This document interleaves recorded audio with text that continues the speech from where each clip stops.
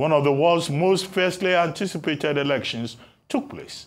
We saw Donald Trump storm to a stunning re-election in Mar-a-Lago, West Palm Beach, Florida, where Trump has been since Election Day.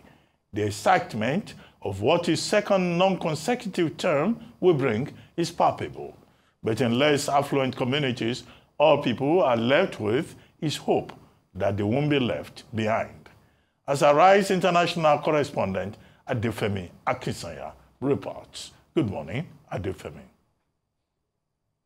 Mar-a-Lago in West Palm Beach, Florida, is home to some of the state's most affluent people, including President-elect Donald Trump. There's a huge security presence across all entrances to his home.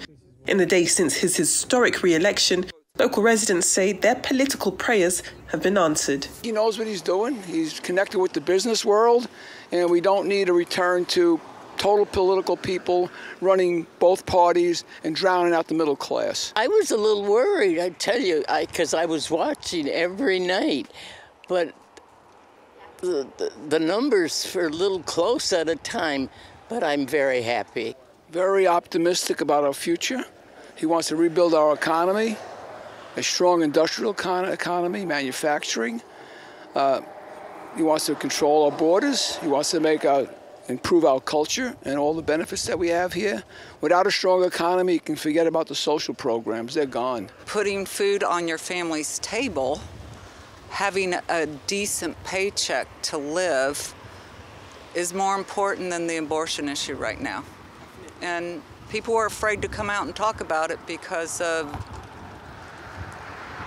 and now we're not. 14 miles away from Mar-a-Lago is Lake Park, a community less affluent and more diverse.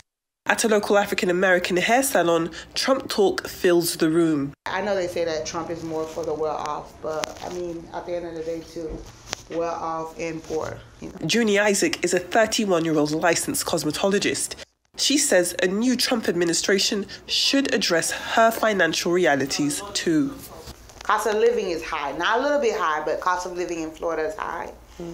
Because it's a state for people that's kind of like well off. And a lot of us are not well off. And we have a lot of immigrant. We have a lot of people, you know, that didn't come from much. But it's really for like well-going people. And,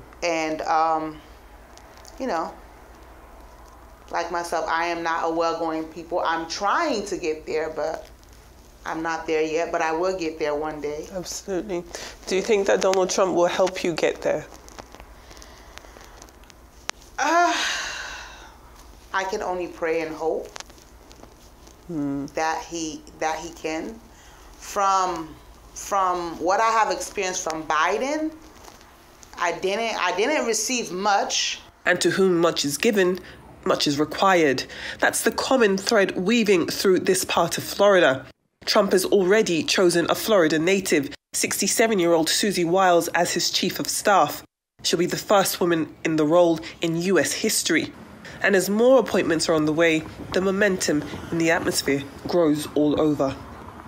Well, from getting my hair done in one end of the community to talking to local residents in the other, the prospect of a new Trump presidency is being met with both hubris and hope, as Floridians and Americans alike prepare to find out what being put first looks like for a second time. Adefemi Akinsanya, Arise News, Mar-a-Lago in West Palm Beach, Florida. Joining us now for World Brief and the review of some of the headlines of today's newspapers from around the world is Adefemi Akinsanya. Good morning, Adefemi. Femi, it's your birthday today, right? Good morning, Dr. Rubin. Good morning, Vimva. Good morning to you all. Femi, it's your birthday today. I hope you're doing well. It's your birthday today? It is, Rufai. It is my birthday. Thank you very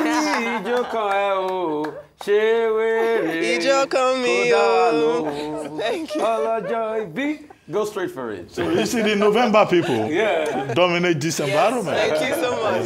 Happy birthday once again. Wish you a lot of luck. Thank you. I know, isn't it so special? Yeah. Thank you all. God bless you all. Thank you so much. That's so wonderful. A huge thank you back, to you all. And the yes, implications. we're all November babies. Wonderful. The implications when you return. I haven't forgotten. Don't worry. Don't worry. The That song implications are was not in plenty. vain. From America all the way to Nigeria, I've got you guys. Thank you so much. Thank you so much. Let me tell you about what is happening around the world today. As we heard in the report there, definitely lots of Americans here in Florida are preparing and highly anticipating what a new Trump presidency is going to look like. And looking at the latest updates from this election, we do know that the Republicans now have been able to enjoy all 50 states moving in their direction. That is not to say that all 50 states have turned red, but what we're looking at is that in every single state in this country, they have all shifted towards the Republican Party in this election. And that's comparing data from this election to 2020. So quite a resounding victory for Donald Trump. And then if we are talking about his resounding victory, we do know that he has successfully completed a clean sweep of all of the battleground states. He has now taken Arizona, which takes his electoral college vote tally to 312 votes. It is a huge and historic victory for Donald Trump and the Republican Party, one that he will continue celebrating, you can imagine. Now, talking about clean sweeps, the Republican Party, not only are they going to have the next president, not only have they also been able to secure the Senate, it's very likely that they'll also be able to secure the House of Representatives, which would constitute a huge Republican clean sweep and would again make Donald Trump one of the more powerful presidents, one of the more presidents who's been able to enjoy a lot of support around him. And talking about the support around Donald Trump, there is a lot of jostling going on at Mar-a-Lago. He is still there, and as are lots of people who are trying to secure a position in his government. Lots of people are still tallying around and throwing different names around, but he hasn't been able to confidently secure any names other than his chief of staff, Susie Wiles, just yet. But there is confirmation that perhaps some people who featured in his last administration will not feature in this one. That is notably Mike Pompeo and Nikki Haley. Nikki Haley, we do know, stood up in the Republican primary, and it's believed that her comments towards Donald Trump, her treatment of him during that process was just a bit too much for him to handle. He also believes, according to reports, that she stayed in this race far too long, and you can imagine that he interprets that as a lack of loyalty, and we all know how important Donald Trump takes his loyalty. So both of those candidates won't be involved in his presidency this time, according to Donald Trump himself. But in terms of the position that Nikki Haley did occupy when Donald Trump was in power as the U.S. ambassador to the United Nations, it is believed that a high-ranking House of Representatives Republican, Elise Stefanik, will be that person. It's not confirmed yet, but it is believed that Donald Trump has offered her that position. So in terms of the building and the machinations of his new government, it is believed that at least we have that information coming to us so far. Let us not forget too that the current President Joe Biden has invited Donald Trump, president-elect, to the White House on Wednesday to discuss a peaceful transition of power. It's something that the Democrats have spoken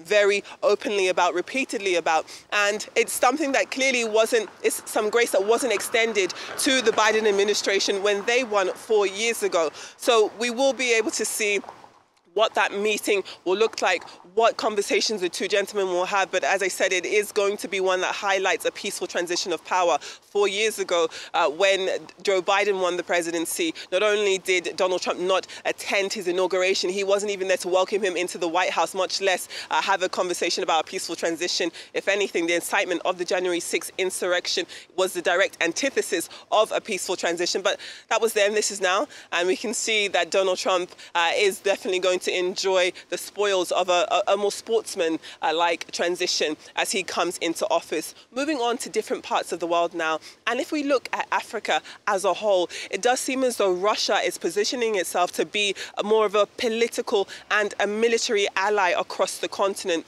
They've been having a summit in Sochi, it's Black Sea Report, and there, through Sergei Lavrov, Vladimir Putin was able to establish some type of lending of support towards African countries, especially when it comes to the military. We do know that some Francophone West African countries, the likes of Niger, Mali, Burkina Faso, who are all under military rule right now, have swifted and shifted away from their colonial rulers, France, and they say that they are looking to countries like Russia for more guidance, more leadership, and it will be interesting to see whether other African countries follow suit.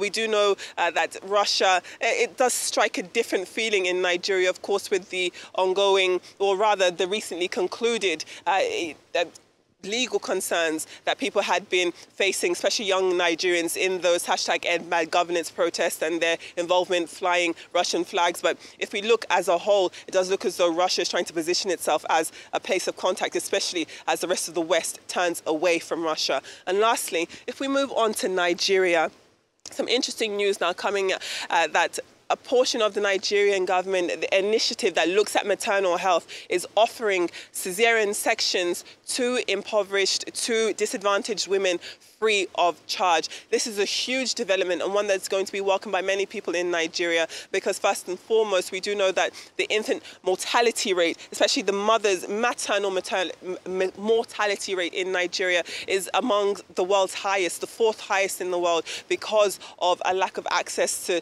the emergency care in the country, because of a lack of financial capability for definitely the more vulnerable, the poorer people, the poorer families in the country. So it is believed that these free of charge cesarean sections offered on an emergency basis will go some way to protect women.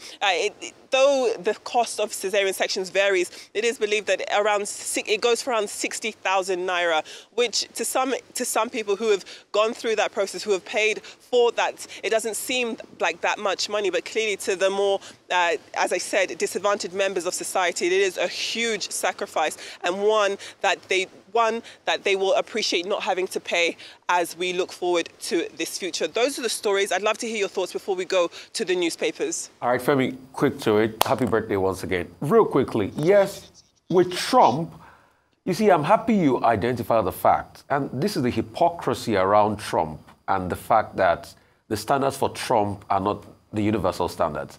The Democrats, despite the fact that they feel very disgruntled too, have accepted the results. And in fact, they've invited him to the White House.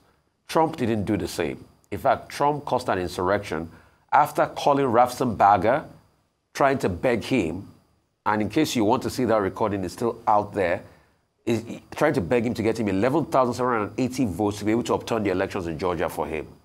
But congrats to him. He's done very well. Right. He's won, all the 7 swing states. Arizona just came in for him. But the question is, what's the way forward? There's a story making the round today that some Chinese companies are already jittery as regards the tariffs. So they are looking at the possibility of moving to Taiwan.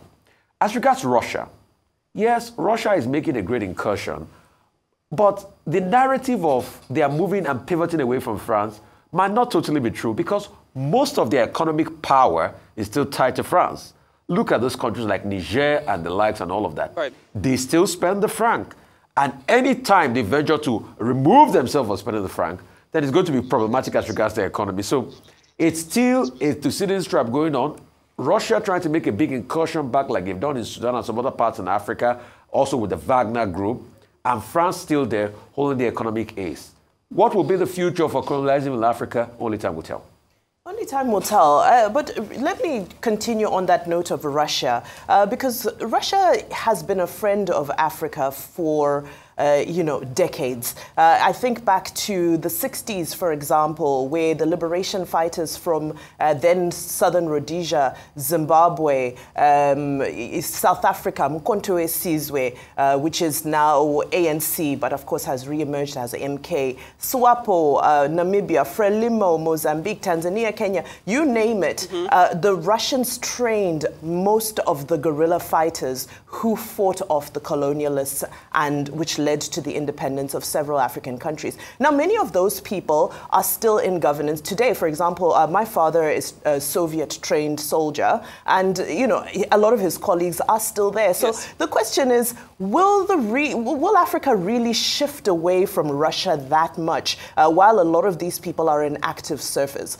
It's a question mark. However, what people are saying is that, well, with the Trump policy of sort of turning away from what's happening in geopolitics, this is a good time for Africa to cozy up to whoever they want to be friends with, who they feel can move their own agenda forward. Now, I know my producer's about to round me up very quickly before we go. The C-section, fantastic, fantastic. As a mom who's had an emergency C-section and a planned C-section, I've had 2 of them, I know that this is very, very critical. However, there's some psychological support that needs to be provided because many African women who require C-sections actually turn them down because they're ready to die on the hill of being a Hebrew woman.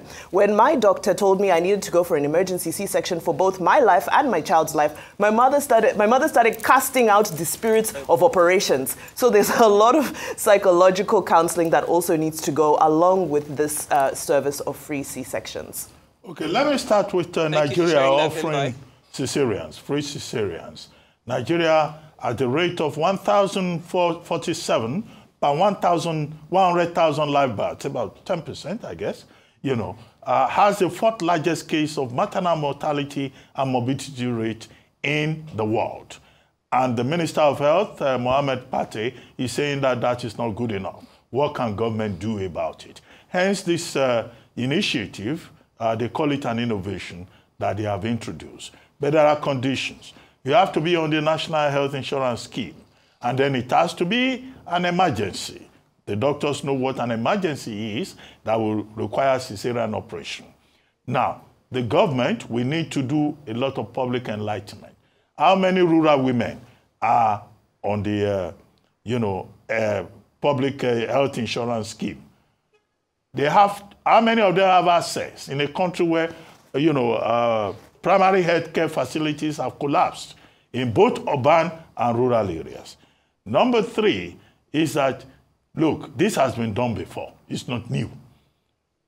Olusegun Mimiko, Dr. Olusegun Mimiko, as medical doctor in Ondo State, introduced what he called the Abiye Initiative. And the whole idea was that at that time, Ondo State was considered the state with the highest maternal mortality and morbidity rate. And as a doctor, he thought he should do that. They should consult Olusegun Mimiko, and maybe he can help them in terms of design, that being his professional line. And that's beyond politics completely. Now, in the US, I asked you the other day, look around there, Mar-a-Lago, Palm Beach, Florida, about people, road guests who have taken apartments, who are hanging around so that they can be noticed. But what we know is that President Trump is saying he will appoint only persons who are loyal to him. But the bigger part of the story is that he has been invited, as you pointed out, by President Trump to come for lunch on Wednesday.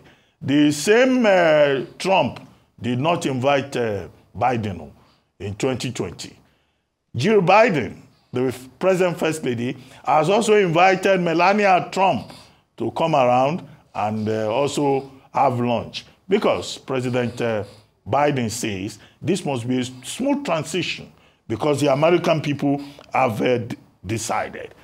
Trump never called Biden when Biden won in 2020. So there is a moral lesson here.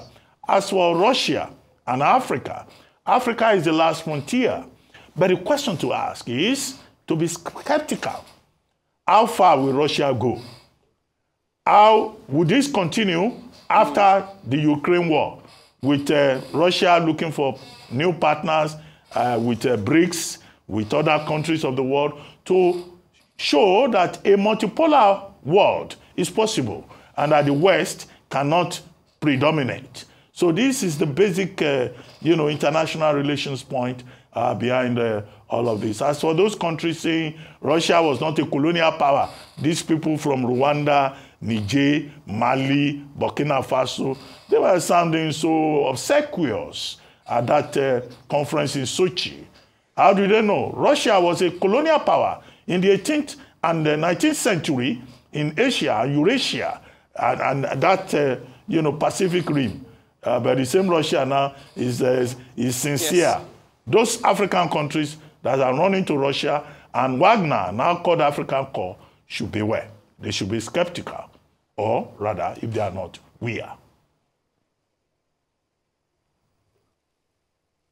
Well, thank you all for your great analysis. It's always a wonderful talk, listening to all of your different perspectives. Let's now move on to the newspapers this morning. And if we start with the front page of This Day as ever, the front page of This Day focuses today on the Inspector General of Police, Kayode Egbetokun, who's pledging a peaceful poll, and he forbids also any security organizations, including Amotekun, from participating in this Saturday's elections over in Ondo State. Definitely, as you can see, the police over there in Ondo State, in Nigeria as a whole, positioning itself to make sure that that election come Saturday will be largely peaceful. And I can imagine that the many people in Nigeria will also hope that it remains peaceful.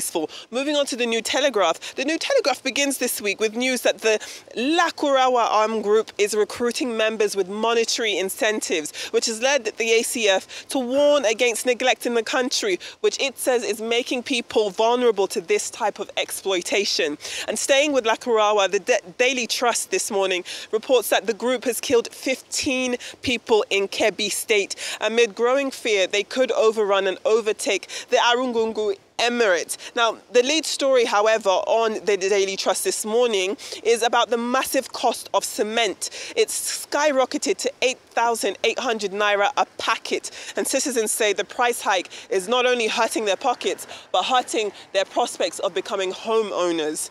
Moving on to the Daily Independent, and it leads with news that Trump's win may weaken the naira, as well as raise the cost of servicing Nigeria's debt. Clearly, a lot of anticipation and eagerly anticipated eyes on that type of development. The Punch this morning looks at debt too. This time it's looking at it from a state perspective. It says that the state debt in Nigeria has hit 11.4 trillion naira. That's as federal allocations rise. Lagos, Rivers, Kaduna, Delta and Edo State lead the debt profile pack in Nigeria. And in addition to looking at the budget, the Guardian of Nigeria also reports on the prospect of another strike by the NLC starting at the beginning of December, as they continue to demand a wage increase amid worsening economic hardship.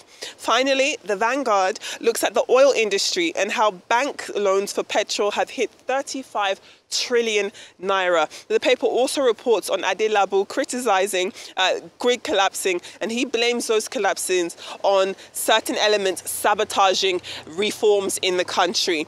Moving on to African papers now, and Kenya's Daily Nation looks at President William Ruto's tax system. He's created two classes of Kenyans, they say. He's raided the incomes of salaried Kenyans 4 times since taking office. The civil servants, as in people in the government, they're also getting automatic 3% pay rises each year. So clearly it is, as the paper's saying, creating two classes of citizens in Kenya. And just one paper from the United Kingdom, as they all focus on the royal family and Remembrance Sunday into this new week. It does have the Daily Telegraph, that is. The Daily Telegraph has news that the UK Prime Minister Sir Keir Starmer is plotting to thwart Trump on Ukraine. Starmer, as well as other leaders, especially leaders in the European Union, are due to hold talks on boosting weaponry ahead of this new Trump administration. Those are your newspapers from all over the world.